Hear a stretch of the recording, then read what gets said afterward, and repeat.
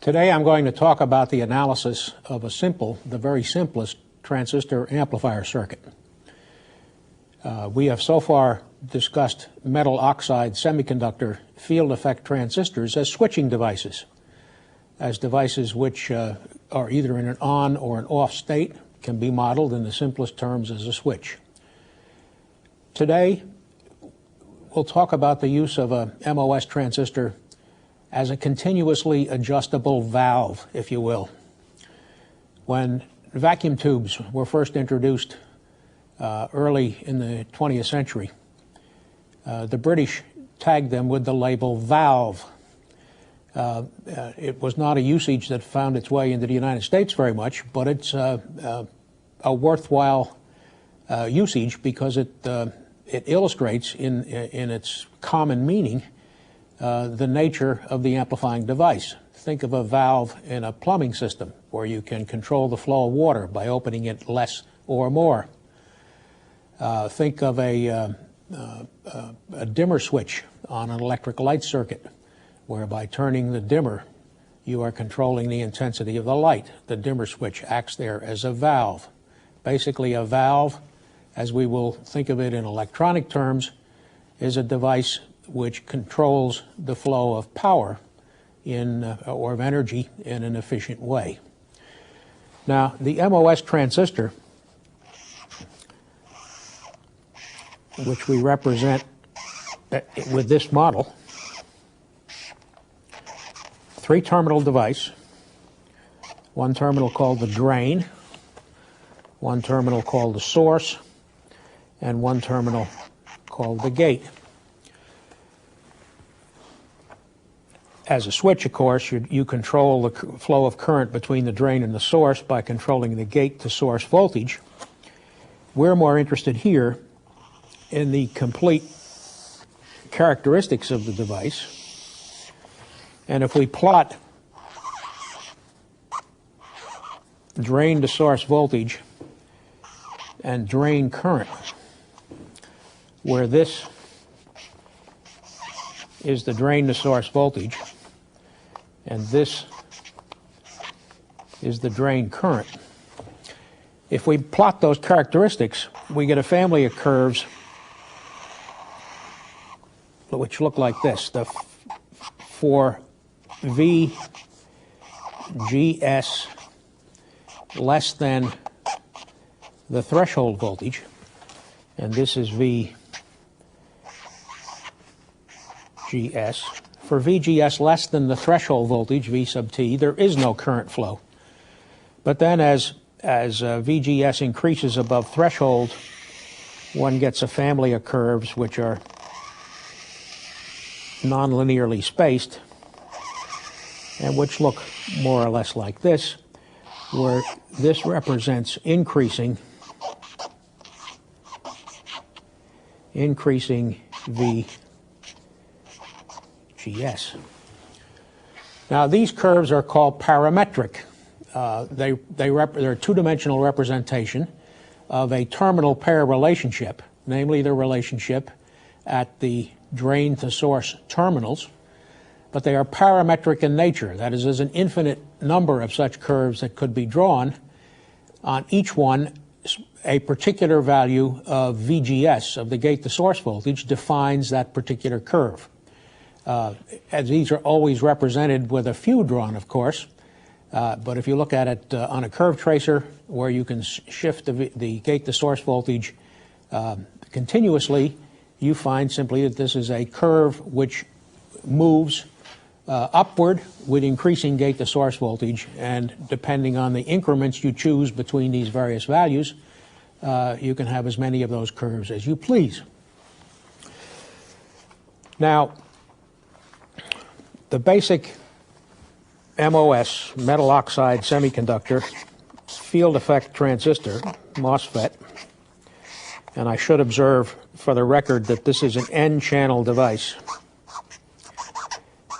that determines the polarities of the voltages and currents. This is an N-channel transistor.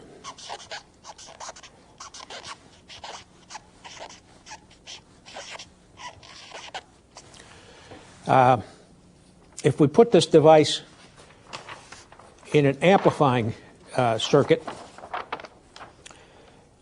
we will be able to analyze, using graphical methods, the behavior of that. Before I do that, let me just illustrate here and enlarge this a bit for you.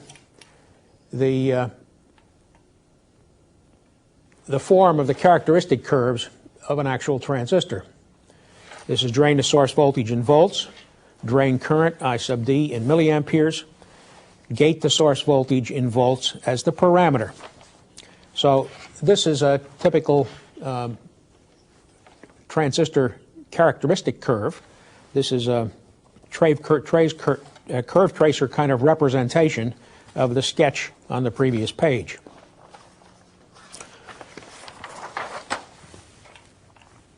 Now, if we put the transistor in an amplifier circuit, it looks like this. This is the simplest kind of transistor amplifier. It's called an inverting amplifier. A pair of input terminals there, and a pair of output terminals here, and a supply voltage up here, which I'll just represent as plus V sub S. What I mean by that symbolism is that the voltage drop from this terminal, power supply terminal, to ground, symbolized here, is V sub S volts. These terminals are where the input voltage is applied, and I'll describe that as little v sub capital I. And these terminals are where the output voltage appears, and I will describe that as little v sub capital O.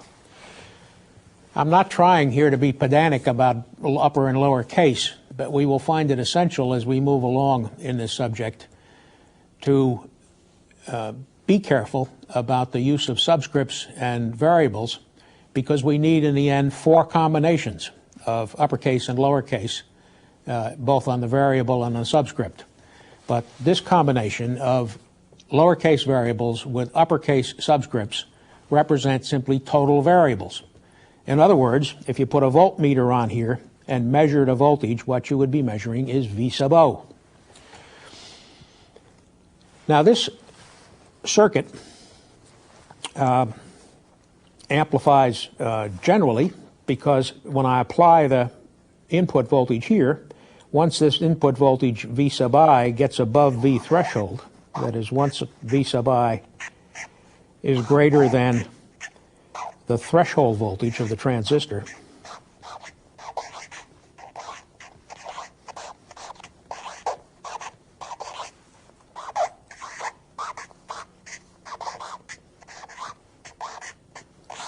once it gets above the threshold voltage, current begins to flow in the drain to source channel. The current must be delivered by the power supply, flows through this resistor, which we'll refer to as the load resistor.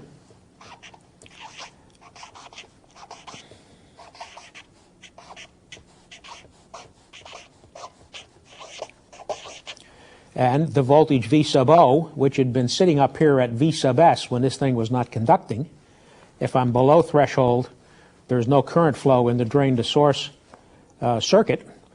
Therefore, there's no current flow in the load resistor, no voltage drop across it, and V sub O must be up at V sub S. But as current begins to flow in a transistor, the voltage at this point begins to drop. And it is the behavior of that relationship, the relationship of the output voltage to the input voltage, that I want to explore today. This is an inverting amplifier.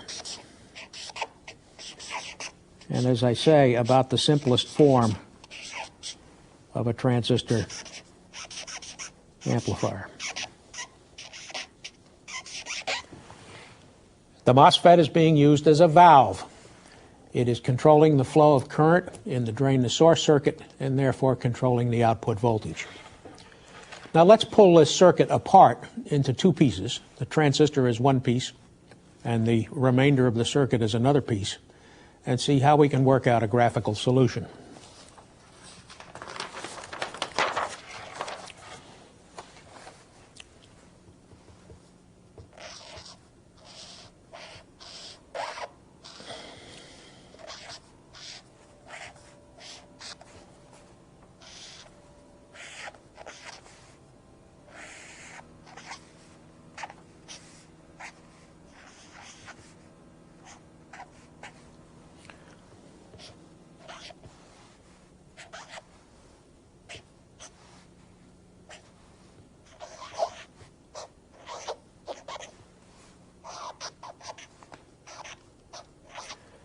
So here's the transistor by itself with the variables, current and voltage variables defined.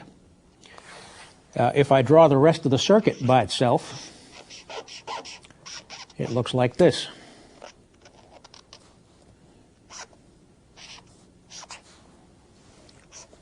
R sub L, V sub S up here. This is, if I pull these out like this is the output voltage V sub O, and any current flow in this resistor is going to be the drain current when I connect these two pieces back together. Now, looked at this way, it's pretty clear how the analysis ought to go. The characteristic curves, which I showed you earlier, the characteristic curves relate the drain to source voltage and the drain current, two-dimensional relationship, with the gate to source voltage as a parameter. So those characteristic curves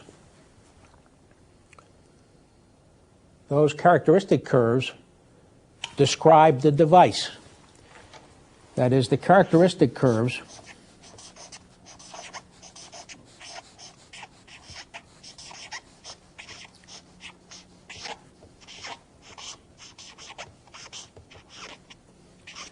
of the device describe the device constraint.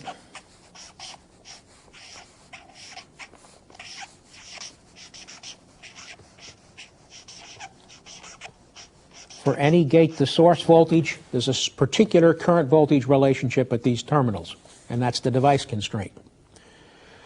Now, the remainder of the circuit involving the source and the load resistor can be thought of as imposing its own constraint. Specifically, the source voltage, the output voltage V sub O, and the drain current are related. Just applying Kirchhoff's voltage law and adding up voltage drops from ground to the source, the voltage source, we get V sub O, this voltage, plus the voltage drop across this resistor, which is I sub D times R sub L, had better equal the supply voltage, V sub S. Now, the fact that there's current here implies that there's something connected, as there will be when I put this back in place. But this relationship is the circuit constraint.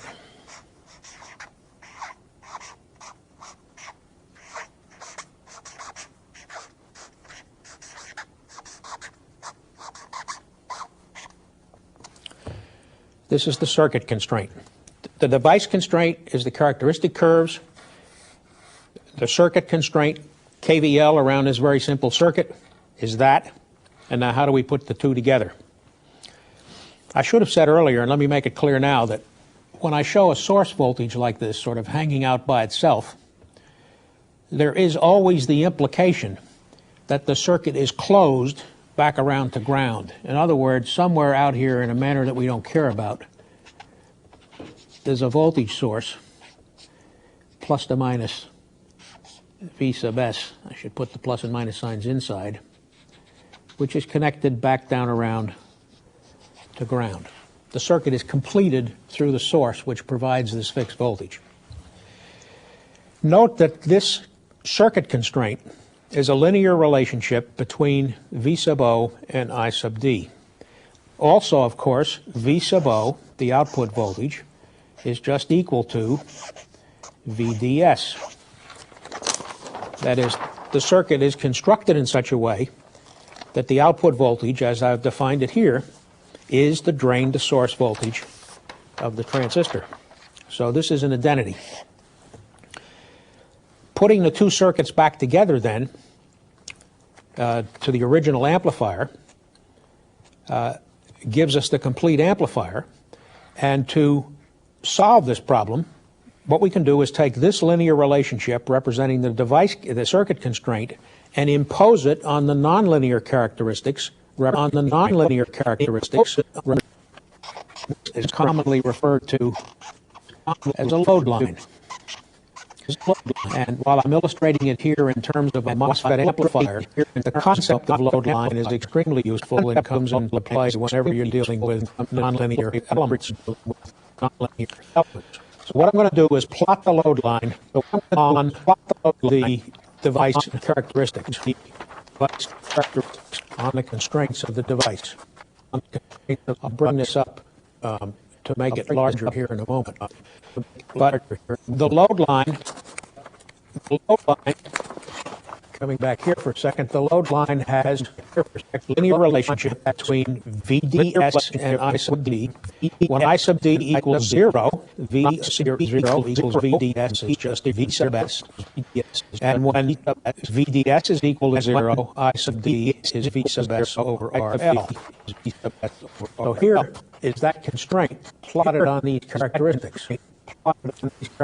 When I sub D is 0, the circuit constraint says that the output voltage, the drain to source voltage, is just equal to V sub S, and that is that intercept on the curve, on the characteristics. When VDS equals V sub O is 0, the circuit constraint says that the current is equal to V sub S over RL, and that is that point on the current axis.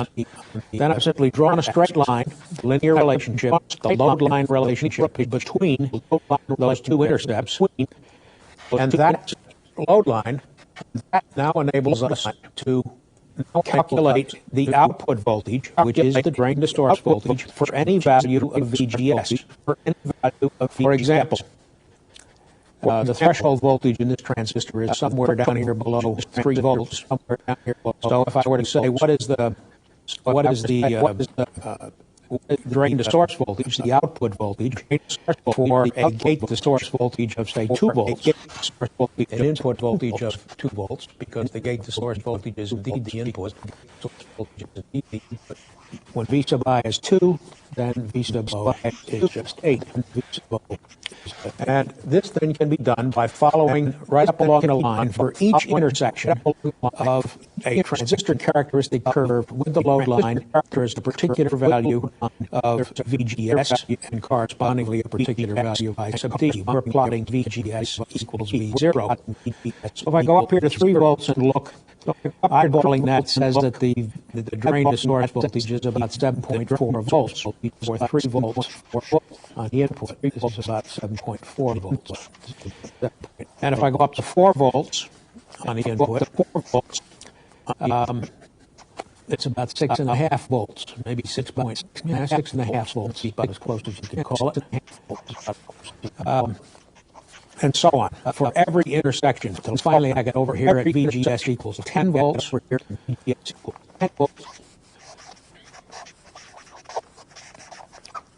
And at VGS equals 10 volts, and it looks to me like the drain to source voltage, the output voltage is about 1.5 volts. The output voltage is about 1.5 volts. Now, rather than do this in a ponderous kind of way, let me just put down these other values. At 5 volts, it's 4.3. 5 volts, you can check these yourself if you'd like.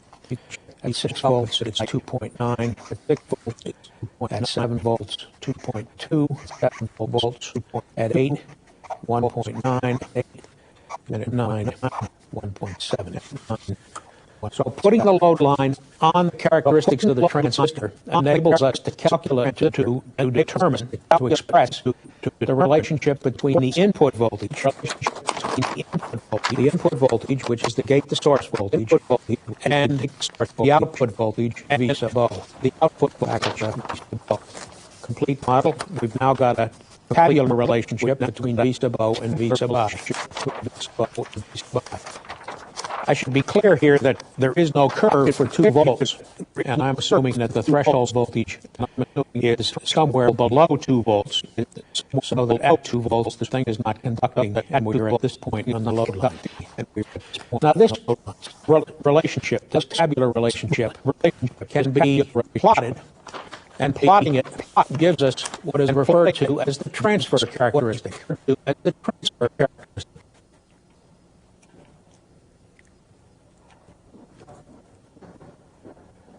No need to pay attention to the details here, but this is the output voltage, but this is V sub O. This is the input voltage, V sub I. The input voltage, the numbers by the tick marks are voltages in volts, and the transfer characteristic results from plotting that table on the previous graph.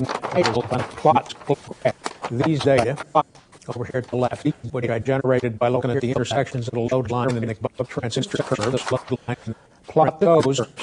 This is what comes up, the transfer characteristic of the device. Nonlinear, but clearly V sub O is being controlled by V sub I. And for our purposes, at this time in the subject, this control is being exercised with the expenditure of no energy. That is, the drain current is zero.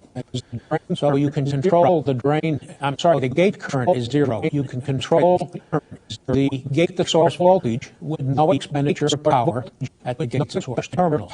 Zero current. Here we are controlling the voltage across the resistor, the load resistor, and that is clearly dissipating power in the load resistor. This is the same characteristic.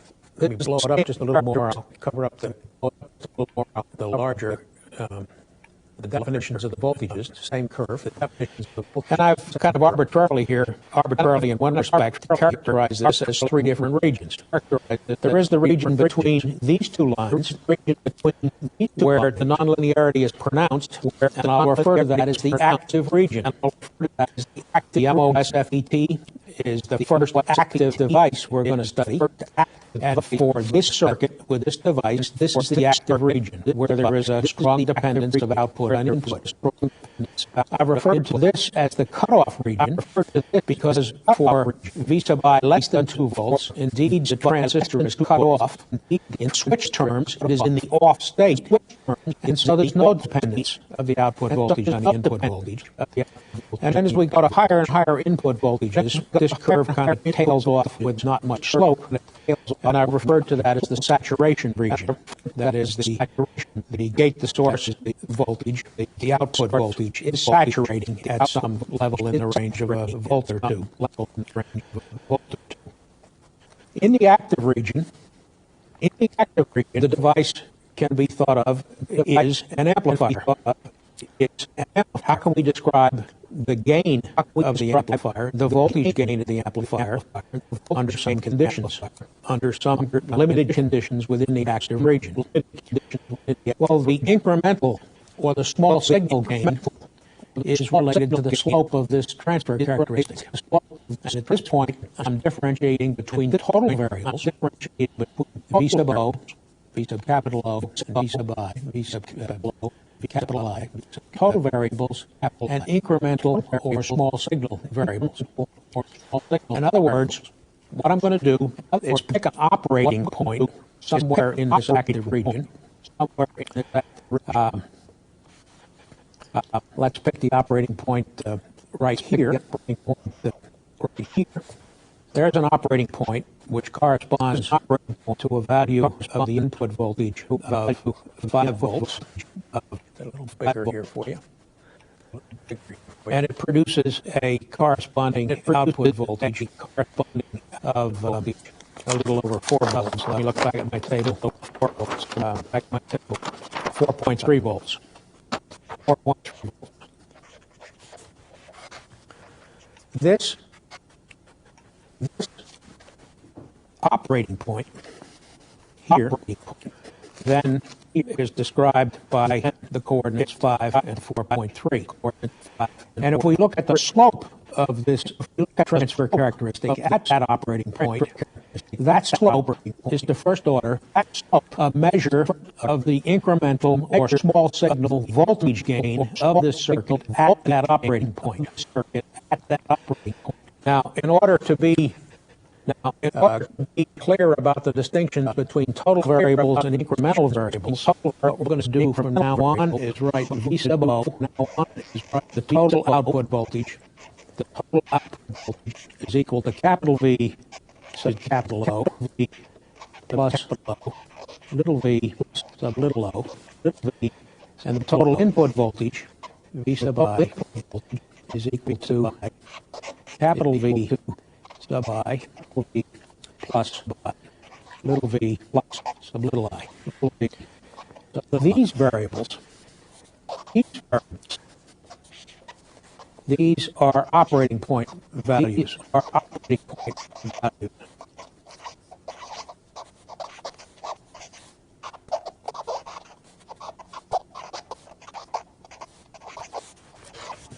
And these variables are incremental,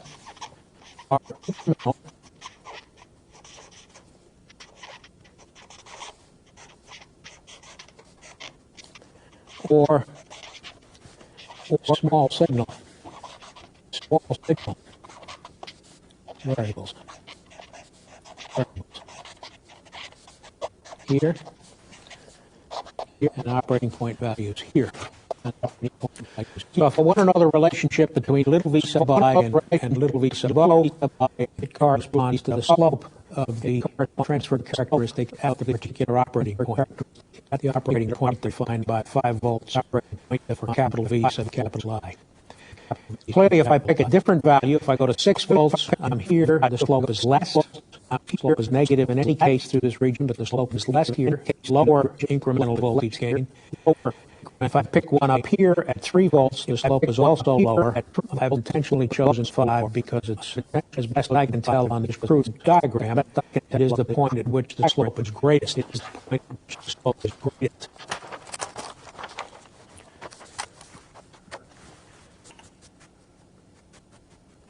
Now, I've chosen this operating point. In an effort to put it at the point on the transfer characteristic where the negative slope was largest. That's at the 5 volt, input operating point voltage, input capital V sub capital I, and I've drawn a tangent at that point, and then extended it out in an effort to get a reasonable measure of the slope of that tangent. So I extended the tangent out to the 4 and 6 volt lines, and it's a 2 volt difference here on the horizontal axis, and the corresponding intercepts on the vertical axis are a little over 2 volts and a little over 6 volts, and the difference is 4.2 volts. That comes from the table we drew previously. Now that 2 volts horizontally, 4.2 volts vertically. The tangent is the straight line here. It re-intersects the curve up here because of the shape of it, but don't be put off by that. But it's an effort to make a tangent at this point. If we take that ratio, of 4.2 to 2.1, and it's a negative number. This slope is negative, or 2.1. This is equal to, before I do that, let's say I put the units on it. This is 2.1 volts, 2.1 volts per volt. This is the incremental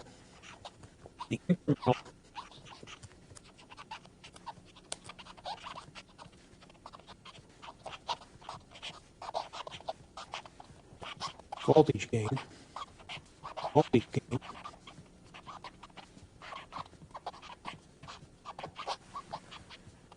Minus a negative quantity, or equivalently,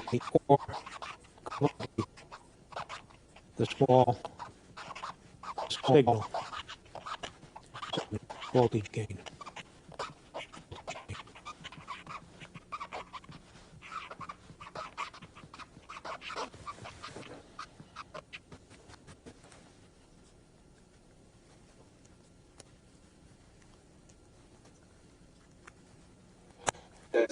That's it. Can you just do a wrap up with you on screen? So the ratio of the vertical height to the vertical intercepts to the horizontal intercepts of the tangent is the small signal voltage gain, the incremental voltage gain of this device. Our purpose was to classify or to characterize in some way how the device behaves as an amplifier. And this is a description for operation around that operating point with signals small enough so that the linear approximation is a reasonable one.